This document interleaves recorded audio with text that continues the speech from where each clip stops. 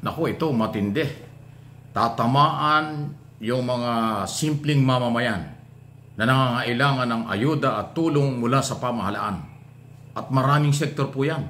Alam niyo kung bakit? Dinilit pala, tinanggal pala ni Senador Amy Marcos itong perang nakalaan para sa 2025 budget. Na ito po yung ginagamit ng Kongreso o ng kanyang pinsan na si Speaker Martin Romualdez dyan po sa yung AKAP program na ito. Pakinggan po ninyo yung paliwanag ng Senadora. Natuwa yung AKAP dahil biglang sumulpot yan. Wala naman sa NEP, wala naman sa DSWD budget, wala man lang sa wishlist nila.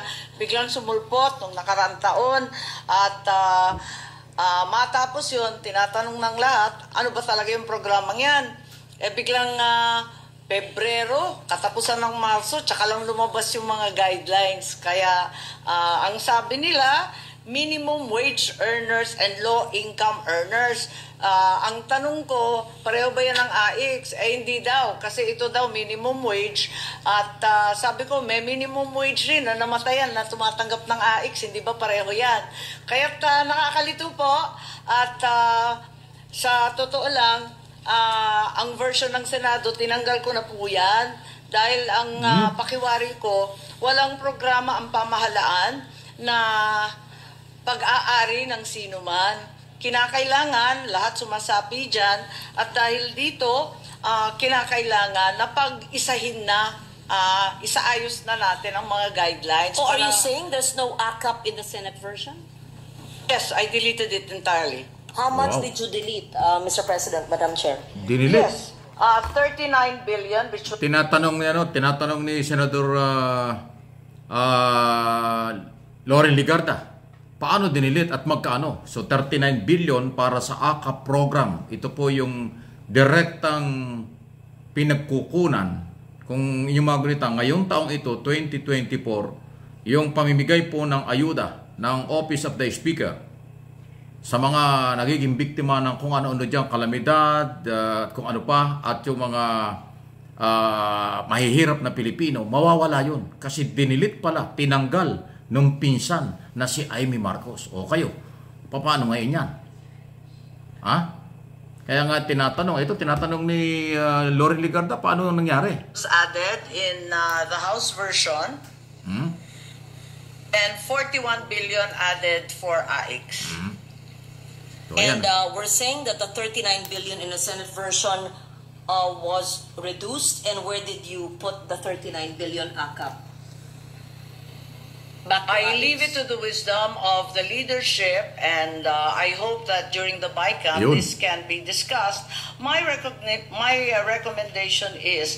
So, malinaw na ang mangyayari dito, kung dinilit, tinanggal ni Amy Marcos bilang senador yung halagang yan para sa AKAP program.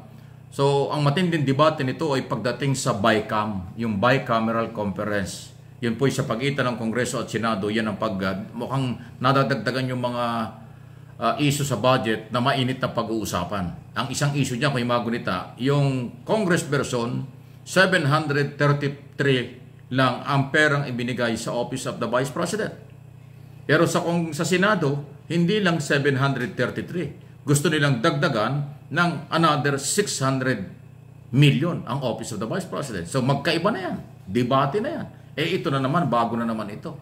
Yung bilyon pondo para sa AKAP, ang binibigyan niya ay mga mahihirap, mga nangangailangan ng financial support mula sa gobyerno, ay tinanggal pala ni Amy.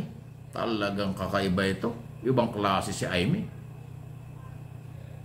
Nakalimutan yata ni Amy na itong mga nakikinabang sa AKAP program, pagbibigay ng tulong sa mahihirap, ayan ay mga butanteng Pilipino. Aba, Amy, delikado ka. Ikaw ay gustong maging senador ulit sa 2025, May election, midterm election, kung ganyan ang ginawa mo, tinanggal yung pera para sa kanila, baka magalit sa iyo mga butante. Pinapalaala ko lang. So ito ay isang malinaw na patuloy na kinukontra, patuloy na hinaharang nitong si Senador Amy ang programa ng gobyerno, especially tungkol sa mahihirap. Kasi yung programa ng Office of the President at programa ng Office of the Speaker na magbigay sila ng tulong, ikot ng ikot sila sa buong Pilipinas pag may kalamidad. at may nangangailangan ng financial support, mawawala yun. Kasi nga, dinilit, tinanggal pala nitong si Senator Amy Marcos. Ano ito? Ano yan? Di ba dapat yung Marcos tumutulong sa Marcos? Yung Marcos dapat tumutulong sa mga Romualdez. Kasi kapatid niya ang Pangulo. First cousin niya yung Speaker. Bakit siya pa yung kumontra? At siya pa yung nagtanggal ng budget? Nagtatanong lang po ako. Kaya nagulat nga si Senador Loren Ligarda. Paano mo tinanggal yan? At bakit mo tinanggal? Magkaano halaga niyan? Ayun, 39 billion daw. Paano? Paano kung sa susunod na taon, 2025, magkaroon po ng mga, wag naman sana, magkaroon ulit ng mga trahedya tulad ng mga typhoon at iba pang mga kalamidad sa ating bansa. Saan kukuha ng perang pambigay sa kanila? Paano tutulungan yung mahihirap? Ang nangangailangan ng financial support. Kung tinanggal at dinilit ni Amy Marcos yung budget na yan para sa 2025. Nako, kakaiba talaga ito si Amy, Wow. Tayong mga Pilipino tumutulong kay Pangulong Marcos. Tayo mga hindi naman kamag-anak, Pilipino lang tayo, nagmamalasakit, naninindigan para sa gobyernong ito. Yun namang kapatid na nandyan na yung pera, ginagawa na ngayon taong ito, ginagamit na at nakikinabang na yung marami, sa susunod na taon tinanggal pa. Paano yung umaasa dyan sa AKAP program na yan? Kaya nga ang pangalan AKAP, pagkalinga, pagbibigay ng tulong, pagmamalasakit ng gobyerno sa mga mahihirap.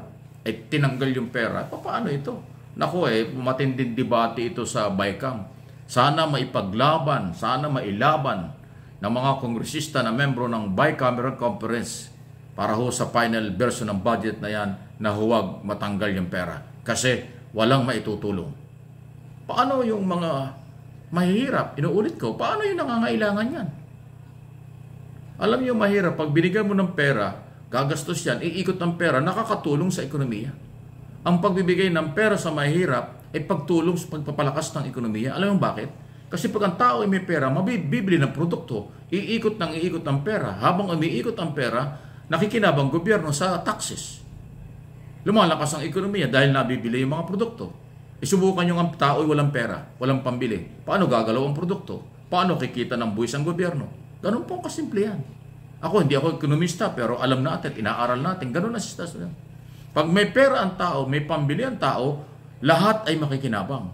Ang buwis ng gobyerno lalaki, ang produkto ng mga negosyante mabebenta, lahat tayo makikinabang. Pero kung maraming produkto, wala namang pambili ang tao, isa tayo pupulutin.